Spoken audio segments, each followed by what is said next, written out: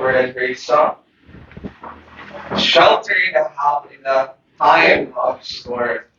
Ang atuang salitanan galing son, ang atuang shelter. Parang galing son, we will be going sa pinaka-importanting part of this service, and that is the preaching of Holy Spirit. Kung sa kailangan pa, we will pray. Nagtanggalan is comfortable. Nevertheless, ang devotion ko na naiba, no? I will pray na makapaminaw na punta natin may focus na mapaminaw sa Amen. and without further ado, I'd like to call on our pastor, Pastor James, to give to us the word of God. Let's give the word of God around the whole house.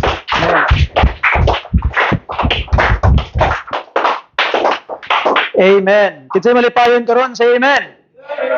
Amen. I hope that we will find comfort and lessons from the Word of God karon nga takna sa ka haponon mga kaigsuuna, no? So I hope that you will be eager to listen to the Word of God. So by this time, mga bata, mga kids, ayaw na mapagawas-gawas ha. Stay na mo diri sa sulod, wala na yung magawas-gawas. Katong mga kaihion, so antusa sa ninyo inyong kahion, unya na mo pangihi pagkahuman sa panimbahon. Anyway, mag-games man taon niya, no? Naman tayo games unya sa atuang gitawag nga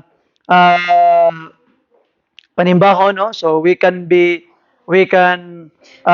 have our personal necessities unya sa diha nga mag-game sa ta because this is our fellowship Sunday. This is the last Sunday of the month. So mga kaigsuonan, sa walay lang, I would like to ask everyone to please stand. Manindog tang tanan palihog. And open your Bibles with me in the book of Hebrews chapter 12. Hebrews chapter 12 sa atong mga Bible palihog, verses 28 down to verse 29. Kung nana mo, palihog ko pag-ingon o kinasingkasing nga, Amen. Hebrews chapter 12, verses 28 down to verse 29. The Bible says in Hebrews chapter 13, sorry for that, 12 rather, verse 28 to 29, Hebrews chapter 12, verse 28 down to verse 29. Follow me with your eyes. Wherefore, we, receiving a kingdom which cannot be moved, let us have grace whereby we may serve God acceptably with reverence and godly fear. For our God is a consuming fire. Let's pray. Father God, thank you, Ginoo, sa imuhang panalangin. Naghihatag ka na mo, Lord, allowing us to be gathered again in this house of worship to honor you, to worship you in spirit and in truth. Ginong Diyos, pasaylo kami amahan sa mga kapakyasan, among mga kasalanan nga nabuhat bato kanimo, and may your word find a dwelling place sa among mga kasing-kasing karon Ginoo as we continue to honor you, to serve you, and to praise your holy name. Pasayloa in taon mi sa among mga kapakyasan kasalanan Ginoo, in Jesus name. Amen and amen. Please be seated now. Manglingkod tang tanan mga kaigsuonan. I would like to entitle the sermon karon nga taknas gabiyon as acceptable service. Acceptable service. So ang pag-alagad nga pagadawaton sa Ginoo. It doesn't mean nga nangalagad kas Ginoo. Ang imong pag-alagad is katanggap-tanggap na sa ato ang Ginoo. It doesn't mean that you are doing something for the Lord, then God accept it. So dili na sa mao mga pinangga nga mga kaigsunan. And every one of us desire to hear the words, well done, thou good and faithful servant, sa diha nga mubalik na ang atong Ginoo. But atong makita mga kaigsunan, as I have told you kaganina, not every service done in God's name is necessarily acceptable in the sight of our God.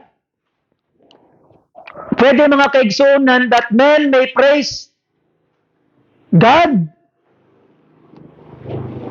They serve God, but the real question is, does God accept their service? Sa Book of Hebrews, mga kaigsunan, sa ito ang text nga gibasa, there is a way or a teaching from the Bible how can our service become acceptable sa ato nga Ginoo. Since we receive a kingdom that cannot be moved, we are called to serve God in a manner that pleases Him. Upat kabutang atong pagaisgutan karon mga kaigsunan. There will be four things that we will be studying this afternoon. Unsa or mahitungod sa acceptable service to the Lord. No? So ato nang hisgutan mga kaigsunan. Nyandar na. Sige ninyo suga palihog.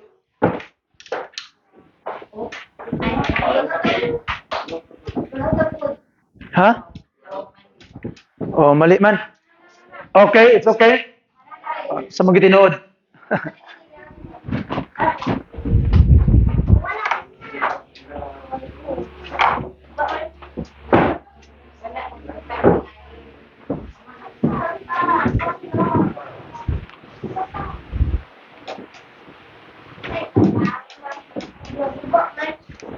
Check, okay? So,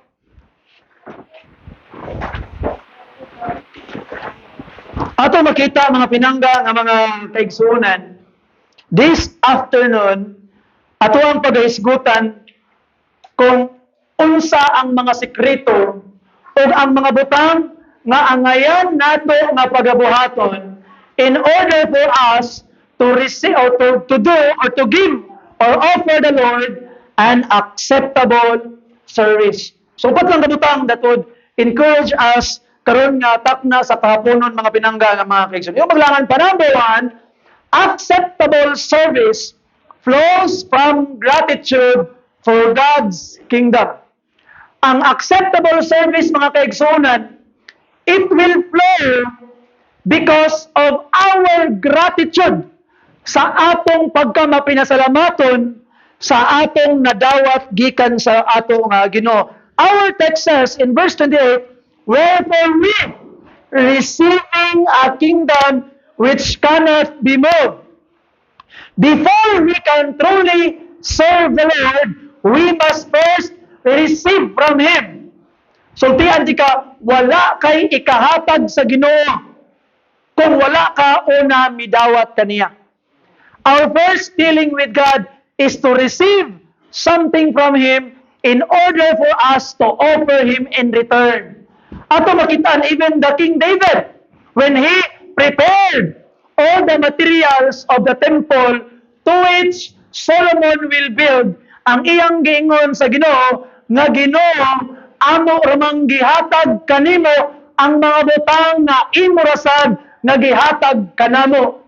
So ato makita mga kaigsunan that our first dealing with God is to receive something from Him in order for us to give something to Him.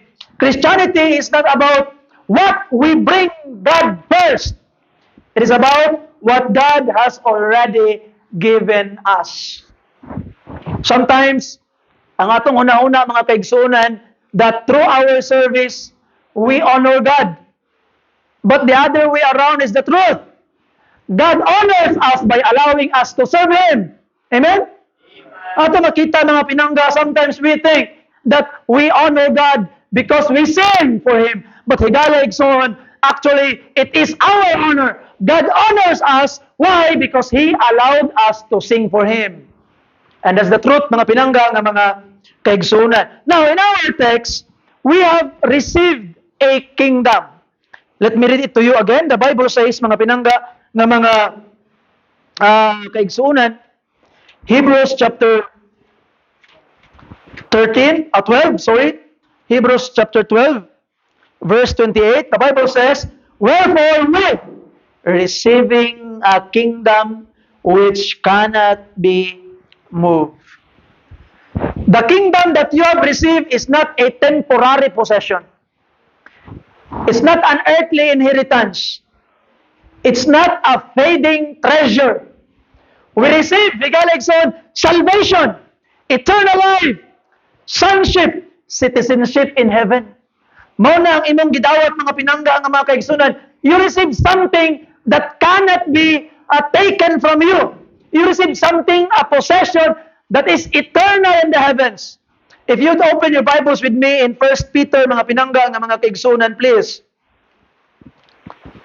Kung tanawon nimo ang giingon sa pulong sa Ginoo, verse 4, 1 Peter chapter 1, verse 4, the Bible says, to an inheritance, what? Incorruptible and undefiled, and fadeth not away, reserved in the heavens. So ato pa mga pinangga nga mga kaigsunan, that our inheritance is fading not. It cannot be moved. Di matarog.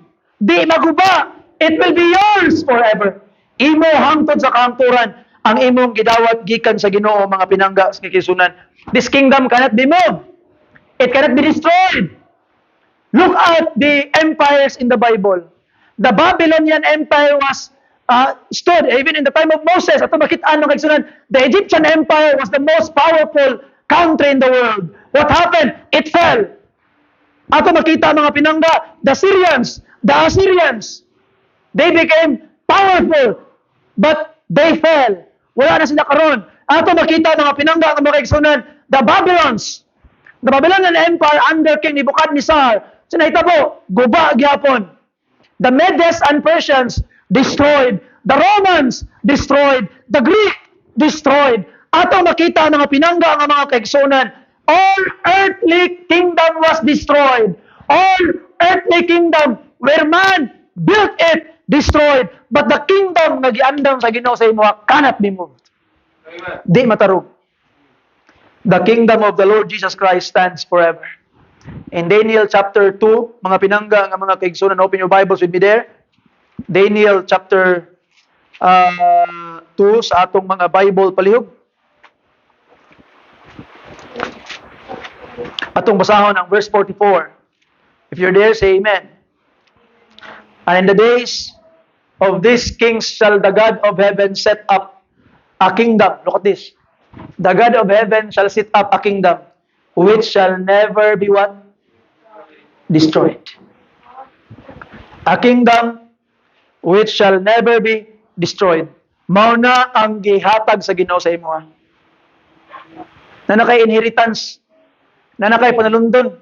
Tanawa ang Romans, mga pinangga nga mga kaigsunan. Open your Bibles in the book of Romans chapter 8, please. Romans chapter 8. If you're there, say amen. The Bible says in verse 17, and if children, then what? Heirs. Heirs of God. And joint heirs with Christ. Wa ba nimo na-realize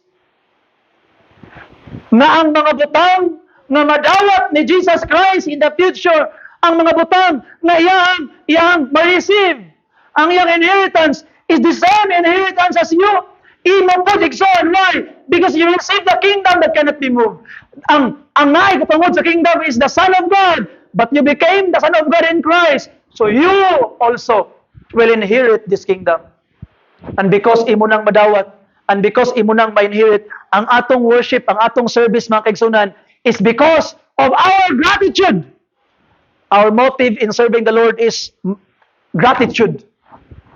Muna to ang motive for service. Mapinasalamaton tas Ginoo tungod sa iyang gibuhat alang nato. We don't serve to earn salvation. We don't serve because we want something from Him. We serve because we are saved. We do not work to gain love. We work because we are loved. We work. Why? Because we already received His love. So ato makita mga pinangga nga mga kaigsunan, mapasalamaton gikas Ginoo. No, luoy kay nang ubang mga religions mga pinangga ngano man. They serve the Lord tirelessly, kapoy kayo, obligated sila ngano man because they are obligated to, because they wanted salvation, because they fear. Hadlok sila basing silutan sila sa Ginoo, hadlok sila basing di sila maluwas. That's why they serve. Their service is just a mere self-preservation. Ila lang gina-preserve ilang kaugalingon, munang ga-serve sila. But through Christianity, we serve because we love. And out of gratitude of the things kaya nang gibuhat una sa ato. Gihigugma na taniya mga pinangga nga mga kaigsunan. A child who truly loves his fathers obey not because of fear of rejection, but because he appreciate the father's goodness. Ato makita mga kaigsunan, believer serves out of a thankful heart. Ask yourself, am I serving God out of gratitude? Or I am serving for recognition?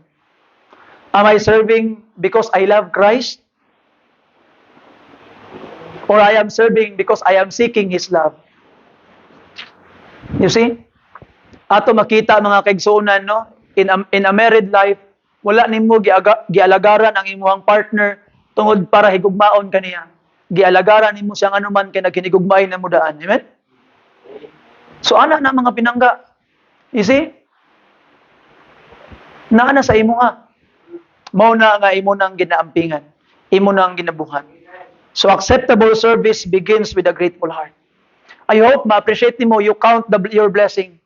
Count your blessing and you will see what God hath done sa imo ang kinabuhi. And be grateful and serve Him in return. Serve God because of it. That's why we serve the Lord. Number 2, mga pinangga nga mga kaigsunan, acceptable service requires the grace of God. Acceptable service requires the grace of God. Now, kinadawat naman nato ang gitawag na kingdom, at basahan pag-usab, wherefore we receiving a kingdom which cannot be moved, let us have what? Grace, whereby we may serve God acceptably with reverence and fear. With grace. Human ability is not enough. Natural talent cannot replace spiritual grace. You know, ganina sa among session ganina, alas 2 kami nagsugod sa mga young men. And every young man, I invite you to be with us every afternoon Sunday. Alas 2 kami nagsugod and Brother Richard preach. Amen. Amen. Nagwali si Brother Richard for us. And ana si Brother Richard sa mga mayman mo kay, kamo mga young people, mayman mo kay, mga bright man mo. Ako kay, di man ko bright, di ba ko tantong bugo, sakto ra. Amen? Pero kay eskwela mo, ako kauman ng grade 1, sumala pa ni Brother Richard. But ato makita mga pinangga, mga Brother Richard, it is not about unsa imong nahuman. It is not about unsa ang imong kabright. It is about the grace of God nga naa sa imo. Kung gitagaan ka grasya sa Ginoo, then you can do it because of His grace na naga-empower sa imo mga pinangga.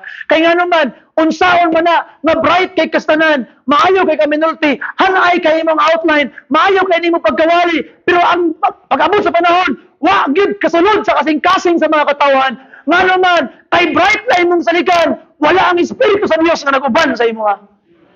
Wa gyapon kapuslanan ang tanan.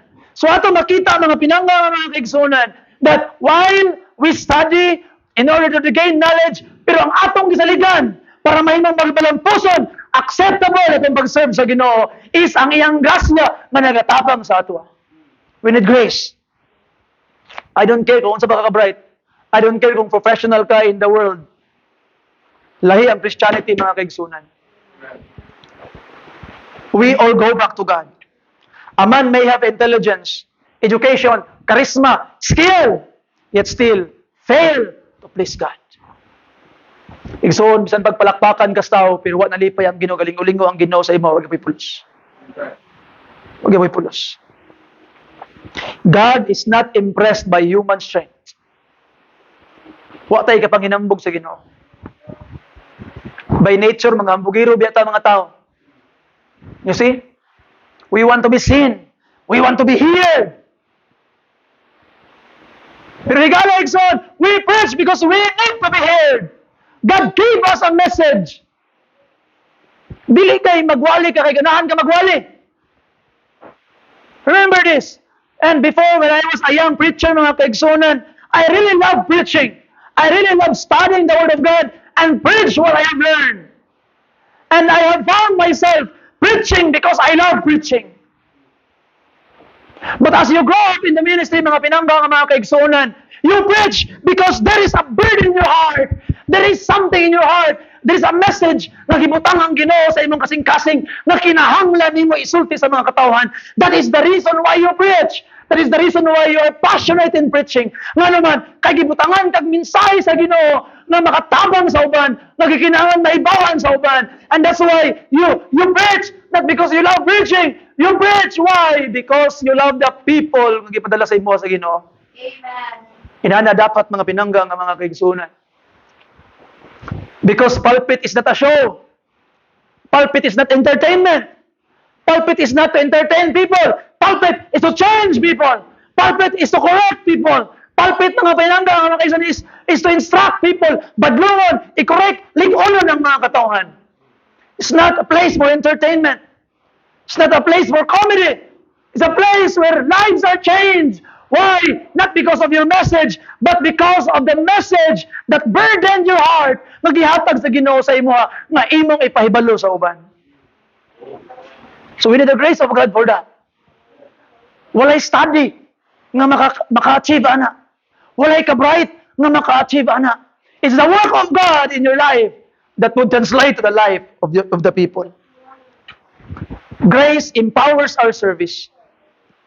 Ingon pa ni Apostle Paul, mga kaibigan, 1 Corinthians 15 verse 10, 1 Corinthians chapter 15, sa verse 10, ingon pa ang Bible, if you're there, say amen. But by the grace of God, I am what I am. And His grace which was bestowed upon me was not in vain. But I labored more abundantly than they all, yet not I. But the what? Grace of God, which was with me. Paul labored, naningkamot si Paul, laban sa uban, but he recognized nga di to ako, it was the grace of God. Everything Paul accomplished came through grace. And listen carefully, we need grace because grace sustains our service. Many will begin magsugod, but eventually will grow weary. Kapuyon ka. And listen carefully, atong mga kaigsuunan who were from the camp, paminaw mo pagayo. Keep the fire in your heart. Keep that fire burning in your heart. Burn everything nga agi sa inyong atubangan. Keep that fire burning. Nga naman, that fire, that light nga nagasiga sa inyo ha, Satan hates it very much. And listen carefully, you will be attacked. Maningkamot ang yawa nga palungon mo. Kay dili niya gusto nga magmainiton mo sa pagpangalagad sa Ginoo. That's why mga pinangga nga mga kaigsunan, I know that you're growing. I know that you are becoming better. And my prayers, you will become better than me. You will become a better pastor, better preacher than me. That's my prayer, mga pinangga nga mga kaigsunan. I want people to become better than me. And ato makita mga pinangga nga mga kaigsunan, one day, you will be serving the Lord in great things. Dinagko ang mga butang ang inyong pagpangalagad sa Ginoo. Kumingking ra niya akong nakabuot sa makabuot ninyo mga kaigsunan. You will do greater things for the Lord with the grace of God. I don't care that my name will be forgotten into oblivion. Kalimtanan ninyo si Pastor James. Ipadaplin si Pastor James. I want you to go on and serve the Lord. Proclaim the name of Christ. But higalig, so listen carefully, you will be attacked. You will be attacked. That's why, when that attack came, hold on to the grace of God. Ang grasya sa Ginoo nga naghatag og fire sa imo karon. Hold on to it. I agree. Padayon na igsoon. Why? Because only the grace of God can sustain you. Why? Many have begun well, but not everybody had finished the race. Dito na nakahuman. You know why? You know why they grow weary? Because they serve in their own strength. The Christian life was never meant to live apart from God's enabling grace.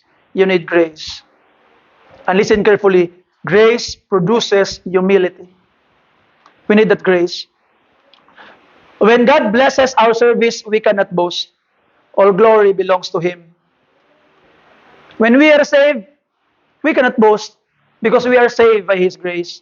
Undeserved favor. Di katakos mo dawat pero gihatag sa Ginoo sa imo, that's grace. The same grace that saves us is the grace that empowers us. Every day we should pray, "Oh Lord, let me have grace. Oh Lord, let me have your grace. Let your grace sustain me. Let your grace protect me. Let your grace be my guide. Not your talent, not more recognition, not more applause, but grace, Lord, give me grace." Gracia sa Ginoo tanan. I hope you understand that, mga pinangga nga mga kaigsunan. Why? Because when you forget grace, pabalimtan mo ang grace, sooner or later, you will went flat. You will stop serving. Unya magmahay ka. Unyang imong ikaingon, init man kayo ko sa una, naunsa naman ko karon. I was on fire for the Lord. Naunsa naman ko karon. Why? Because maybe along the way, nibuhi ka sa grace, kay nagsalig na ka sa imong kaugalingon, kay abi nimong kaya na. The moment nga eager na kay kakabalo ko ana, ako ana. Dali na kay na. The moment maabot na ka na nga punto igsoon. That is the starting point of your downfall. Nga naman, nakalimot na ka nga mukupot sa grasya sa Ginoo. Kaya ang hinungdan nga nung galahutay pa ka karon, isang grasya sa Ginoo. And you will be humble. You see? Remember this, mga pinangga nga mga kaigsunan. We serve to be forgotten, not to be recognized. We serve that Jesus Christ may not be forgotten. Jesus Christ will be remembered by the people whom we minister with. Ay mo kalimot, mga pinangga nga mga kaigsunan, it's all about Jesus. It's all about Jesus. You see? Pag muadto mo sa lain ng mga lugar, don't be proud of your pastor. Be proud of Jesus. It's all about Jesus. We must go back to Jesus, mga pinangga ng mga kaigsunan. Si Jesus, good perminti ang mugawas ay mga baba, not your pastor. You see? I know, di ko gusto mo sikat. Di ko gusto nga mahimong ilado sa mga katawhan. Ang ako rin yung gusto is that the Lord Jesus Christ will be known by more people through our ministry. I will try to be a blessing, help people, nga naman, in order for them to know Jesus. And in order to do it, we need grace. We need grace. Number 3, mga pinangga nga mga kaigsunan, ikatulo, acceptable service must be offered with reverence and godly fear. Verse 28 again, balik ta mga pinangga, the Bible says, "Wherefore, we receiving a kingdom which cannot be moved, let us have grace whereby we may serve God acceptably with what? Reverence and godly fear." Many people wants God's blessing but have lost reverence for God's holiness. Gusto kag blessing gikan sa Ginoo, pero dili ka gusto mo respeto sa trabaho sa Ginoo. Wa kay kahadlok sa Ginoo. Reverence means holy respect. God is our Father. Remember that, but He is also our King. We can come boldly to Him, but remember, we cannot come carelessly. Sometimes because we are so bold, nga kuyaw na kay kasanan, nga gusto na ka makikistorya sa Ginoo, but don't be careless, you are stepping in holy ground. He is King. We must reverence Him with godly fear. So dito, dili to binuangan, blaspheme ang buluhaton sa Ginoo. We must respect it. That's why mga pinangga nga mga kaigsunan, we encourage believers, no? To show God your fear. Kung imong ginapagamit ang imong tingog para sa Ginoo, use it for Him. Ayaw ipagamit ang imong tingog sa mga pagkanta sa mga laway, nga mga kalibutanon, nga mga demonic, nga mga kanta. Amen. Kay walay bisag usa sa ato karon diri. Nga sa buntag, iyang kaldero, iyang gitawag nga lungagan, lutoan niyag pagkaon, lutoan niyag sudan, unya pagkagabi, himuon niyag arinola ang iyang kaldero na ba? Sa buntag dito ka maglungag, sa buntag dito ka maglutong sudan, pagkagabi kwaon nimong bahaw, pagkahuman dito ka mangihi. Dito ka magpagawa sa imong hugaw. Nabay ana sa tuwa diri wala? Wala. But why are we doing it to ourselves? Sa Domingo, mga pulong sa Ginoo. Sa Domingo, kanta nga iyas Ginoo. Sa Domingo, istorya sa Biblia. Basag bersikulo. Pero Lunes, paingon sa Biyernes. Hala, kanta sa kalibutan. Kanta nga iyas sa yawa. Istorya pangpanglibak sa mga tao. Higala igsoon. Murakag kaldiro sa adlaw. Arinula sa gabi. And I hope by the grace of God, we must have reverence to God. To our body, which is the Lord's. He bought us with a price in pang Bible. We must honor God with our body, which is the Lord's, God's. Iyan niya itong lawas, mga pinangga ng mga kaigsunan. So we must give Him reverence. Godly fear. Mun pa sa pulong sa Ginoo. And this godly fear is not terror. The believer does not fear condemnation. There is therefore now no condemnation to them which are in Christ Jesus. Romans chapter 8 verse 1. Godly fear means respecting God's holiness, avoiding sin, desiring to please Him. Wa ka nahadlok tungod kay basing kulataong kas Ginoo, nahadlok ka kay nga naman basing ma-offend nimo ang Ginoo nga nahigugma kaayo sa imo. That's godly fear, mga pinangga nga mga kaigsunan. And reverence guards us against pride. Ang atong pag-revere sa Ginoo, tabangan ta nga di ta may mong maggarbuso. One danger in ministry is self-glory. We begin serving Christ, but slowly begin serving ourselves. Just like the Pharisees who love the praise of men. Jesus condemned them because their motives was wrong. You know, I was so blessed by one pastor that I have heard.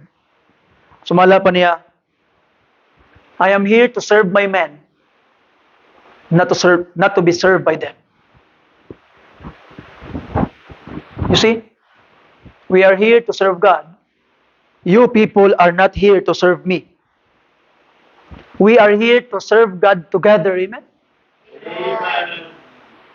You see, I cannot accept that one of you nga manglabas akong sinina, manggitawag na manglimpyo sa akong balay. Of course not. You are not here to serve me. That's not your job. Your job is to serve the Lord with me. Kanay mong ilimpyo sa simbahan. Kanay mong ilaba sa trapo sa simbahan.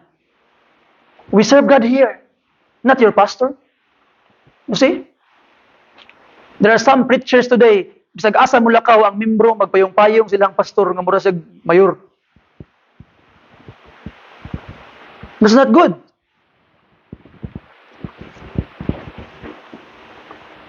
Jesus Christ said, I came not to be ministered unto, but to minister.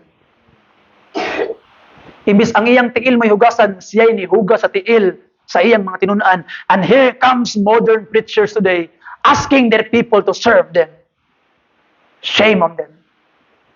So ato makita mga pinangga nga mga kaigsunan. Reverence to God will guard us against pride. Kay kabalo ka, no? Grabe ang atong Ginoo. If Jesus Christ is present karon, nga maglingkod si Jesus Christ karon sa tong tiilan, I can almost imagine sa kong una-una, di lang nako kaya hugasan ang iyang tiil, kaya nako halukan ang tiil ni Jesus Christ. And how can I allow somebody else do it to me? That even my Lord who deserved it very much, our Lord who deserved it very much, wala niya gipabuhat. Instead, siya nagbuhat sa uban. And the only time ang iyang body giatiman at the day of His death. You see? So ato makita mga pinangga nga mga kaigsunan. Let us serve God together. Let us serve God for the church. No? A very simple gesture diri sa atong simbahan nga atong i-maintain ang cleanliness atong simbahan. Kaya ang cleanliness silingan sa godliness. Cleanliness is next to godliness. Just help maintain the church. Malimpyo ang simbahan. Mabito na mga bata, mga kaigsunan, ayaw gitaw na pagbutang-butang og mga basura diha sa bulsa sa atong simbahan, sa atong mga pews. Basta na pa mo yung mga basura din na ilabay na ninyo diyon sa gawas unya sa basurahan. You see why? This is fear of the Lord. Iyan ang balay. Iyan ang lugar nga ginasimbahan. Ato lang yurakan, of course not. No. You see? So ato makita mga pinangga nga makaigsunan, reverence produces carefulness. Magamping ka. A servant who loves his master seeks to do things correctly. Likewise, we should ask, pleasing ba ni sa Ginoo? Malipay ka sa Jesus Christ, ani? Is it according to Scripture? Biblical ba ni? Is it bringing glory to Christ? Makapahimaya ba ni niya? Because God is not looking with what we do. Wala, ginalantaw lamang sa Ginoo kung unsa ang imong ginabuhat, ginalantaw pod niya ngano nga imo nang ginabuhat o paano nimo na ginabuhat. Is the Spirit in when we do it? Di ba? Naay mga tao na ingon karon nga the end justify the means. Of course not. The end will never justify the means. If the means is sinful, even the end is good, that is still bad. Naay pamaagi ang Ginoo, wala nang ginahanglan ang Ginoo sa imong diskartig pagpakasala para may maya siya. Para ma-fulfill ang iyang purpose. You need to do it in the right way. You need to do it in God's way, scriptural way, mga pinangga. And you will be careful. Mag-amping ka. Dili ka magpataka-taka o buhat sa ministry. Why? Because you are afraid na ma-offend nimo ang Ginoo nga imong gilagaran. Acceptable service must be wrapped in reverence and godly fear. You see? Kung na may sudlanan ang imong acceptable service, kung asa nimo isulod ang imong service, isulod nimo sa reverence and godly fear. Mao na yang sudlanan nga dawaton sa Ginoo. Lastly, mga pinanggaan, it will be the last acceptable service remembers that God is a consuming fire. Last verse. For our God is a consuming fire. This is a solemn reminder. God is holy. God has never changed. The God of Sinai is the God of Calvary. The God of the Old Testament is the God of the New Testament. The God who burned people alive in the Old Testament is the same God that we serve today. And remember this, God judgeth sin. Sin is never ignored. Kaniadto lang sa Old Testament, when you sin, it was dealt directly and as much as possible, paspas. Some sin ay delayed ang gitawag nga punishment, but it will really come. So igsoon, maybe some of us are committing sin today. Nya magkumpiyansa ka kay ngano man okay naman, wa man kun naunsa. But listen carefully. Be afraid because God is a consuming fire. Moabot ug moabot ra gihapon ang imong silot. Moabot ra na, hulata lang. That's why you repent. You go back to God. You go back to God. At Calvary, God's wrath against sin fell upon Christ. God is merciful, but He is also just. Yes, the punishment of sin at Calvary gikuha ni Christ tanan. Pero ang mga tao nga wala nila gidawat ang mercy ni Jesus Christ. The same wrath that fell on Christ at Calvary will be the wrath that will fall on you one day.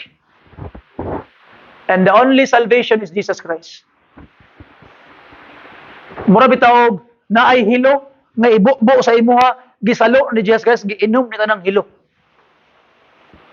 Pero kadtong mga tao nga wala ni salig sa iya ibukbo ra gihapon niya didto ang hilo sa ilaha. And those who believe in Him, those will be saved. God examines our service. One day, every believer will stand before Christ.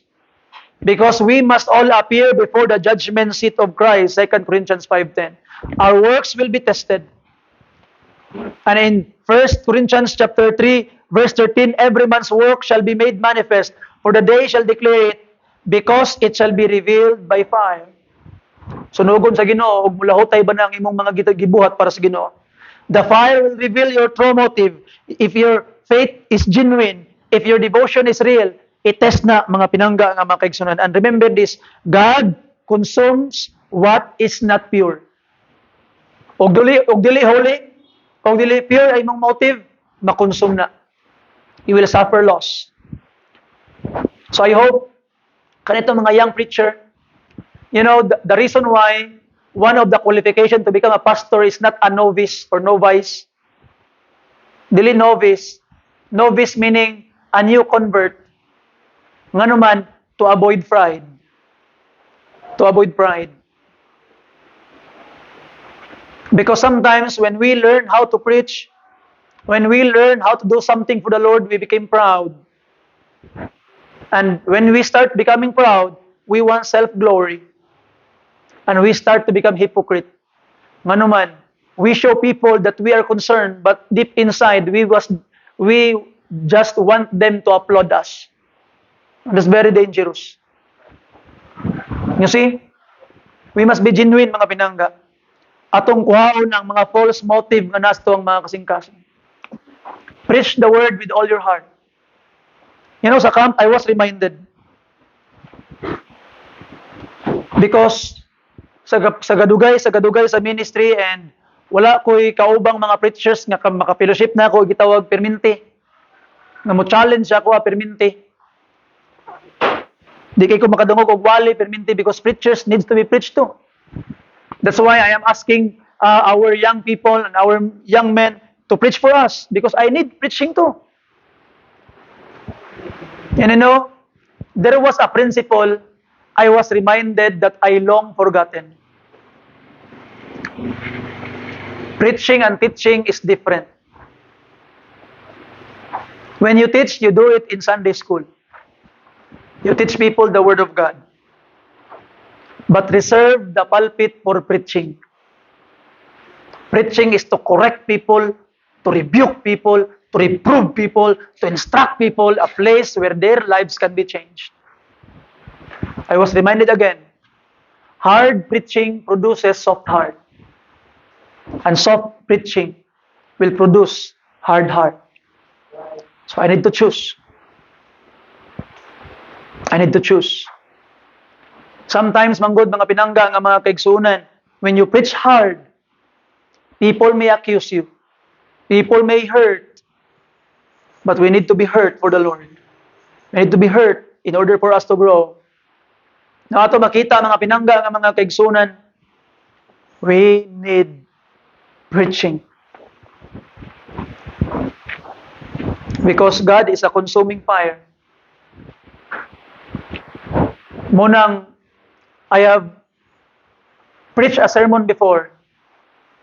Karon lang I was reminded by the sermon I preached before.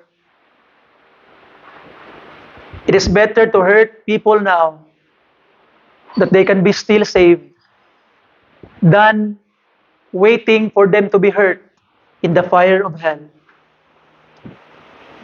Mas maayo pa di ay that mahimo tang isog na preachers karon that will preach the people and even allow them to be hurt by the word of God.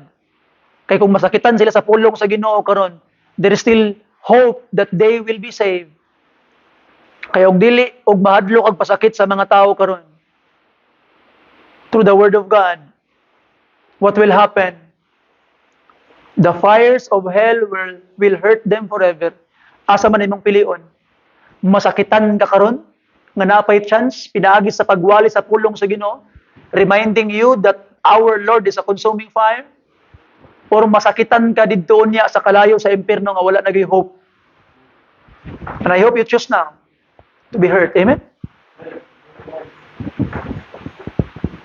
All will be burned away, but works done for Christ will remain. Let us serve in such a way that when our works pass through God's fire, something remains for His glory. So as I close, remember that acceptable service flows from gratitude for the kingdom that we receive from the Lord. Mapanasalamaton ta kay anuman, gitagaan ta niyag kaluwasan, gingharian, panalundon tanan. And acceptable service requires grace of God. Grasya ra gyud, wa gilain. Acceptable service must be offered with reverence and godly fear. Mo'y sudlanan. So where are you going? Go back. Kunya na. Sit down. Kunya na. Acceptable service must be offered with reverence and godly fear. Acceptable service remembers that God is a consuming fire. So mga kaigsunan, the greatest question today is not how much I have done. How many people praised me, applaud me. How successful was my ministry? The greatest question is, was my service acceptable to God? May we receive grace, serve with reverence, walk in godly fear, and live for His glory until we hear Him say, "Well done, thou good and faithful servant." Palihog manindog ng tanan.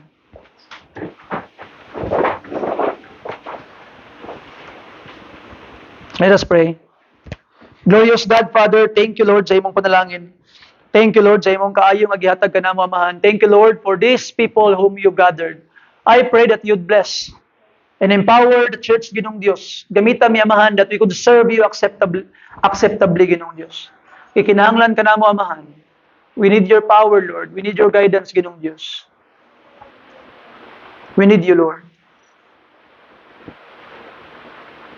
In Jesus' name, amen. We will have an invitation, mga kaibigan. Short lang ang invitation and we will have our games. Kumusta man ang imong kinabuhi igsoon?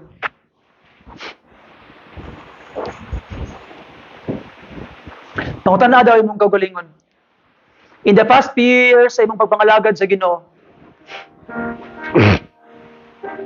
gidawat ka sa Ginoo imong pag-serve. Did God receive your service? Basing wala pa gidawat sa Ginoo ang imong pag-serve. Maybe this afternoon, mga kaisun, let me invite you to come. Kneel down din sa tubangan, Lord. I want to make sure mga akong pag-serve sa imo gidawat nimo karon. Help me revere you.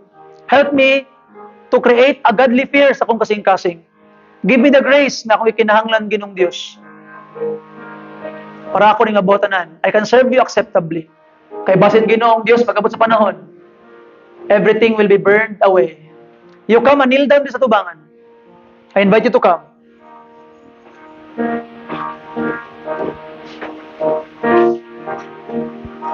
Be courageous enough to surrender yourself to God. I-surrender imong kaugalingon sa Dios. I-surrender imong kaugalingon sa Dios.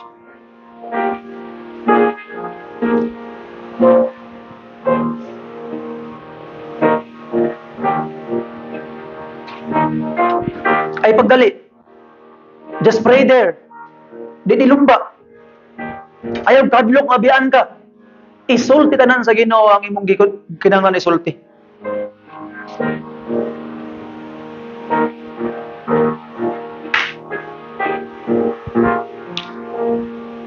Isumbong tanan sa Ginoo ang tanan. Imong angayan isulti sa iya.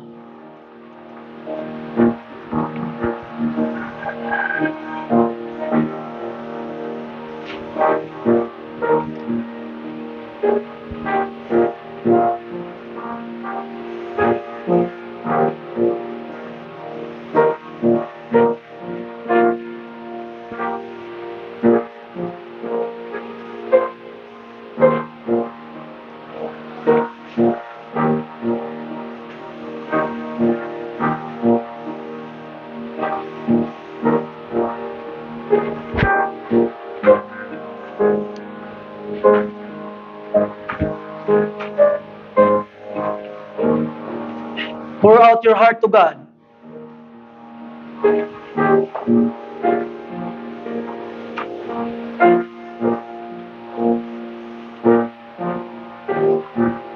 You come to the Lord just as you are.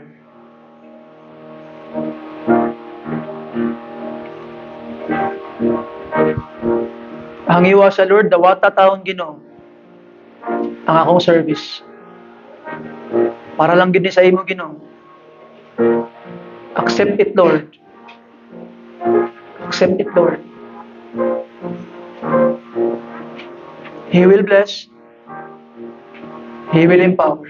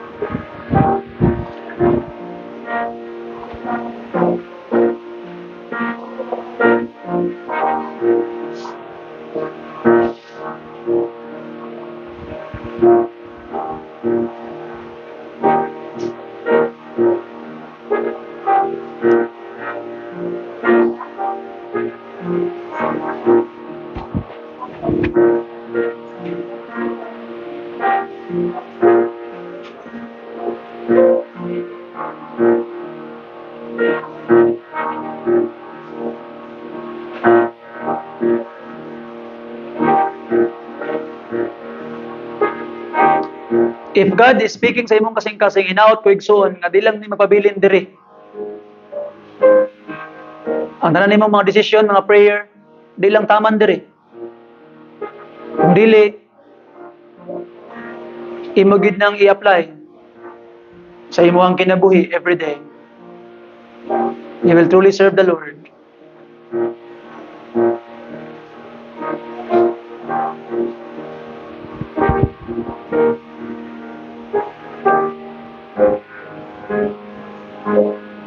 Those who are in their seats, akong gihangyo nga magtindog.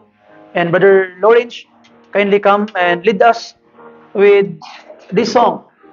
Before akong hangyon si Brother Perlo to come and pray for our closing prayer, let us sing together. Pick up your hymnals. And let us sing together, Just As I Am.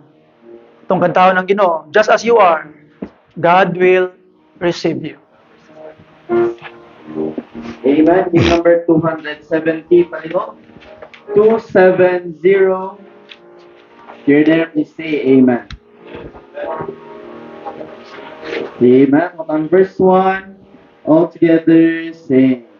Just as I am without one plea, but that thy blood was shed for me, and that thou bidst me come to thee, O Lamb of God, I come.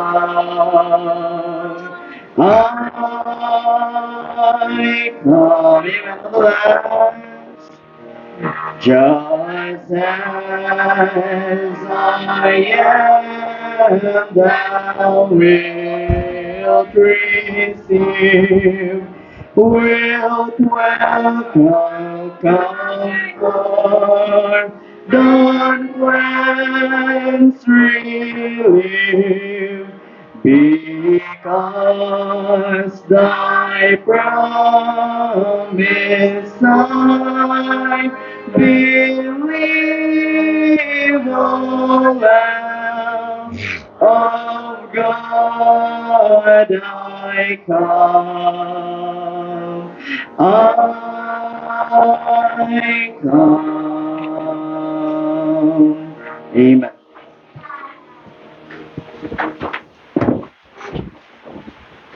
Shall we pray? Father in heaven, Lord, we thank you, Lord God, for your word that we just read. An acceptable service to you, Lord God. It's an eye-opener, Lord God, and a great reminder for us that you have a standard for the service that you wanted us to give unto you. Lord, we pray, ikaw ang katabang ka na mo, hatag ka na mo sa krasya. Because naturally, Lord God, we are vain, we are weak as individuals seeking to please ourselves rather than please you. Lord, kindly inculcate every word that we just heard in our heart and in our mind. That in times there are pride when we wanted to boast, help us to be reminded that our service is all about you and is all because of you. Lord Diyos, tulungan kami amahan to be reminded of this, to never forget about this. Because as we are, Lord God, help us to serve you. Mahan, as we go further in our service today, we will have a fellowship. We thank Lord God for this opportunity to be with your people. Help us to enjoy with our games, Lord God. Help us to commune with one another, to have fellowship with one another. Help us to have happiness, of ang mga katauhan. In Jesus' name, we humbly ask for prayer. Amen.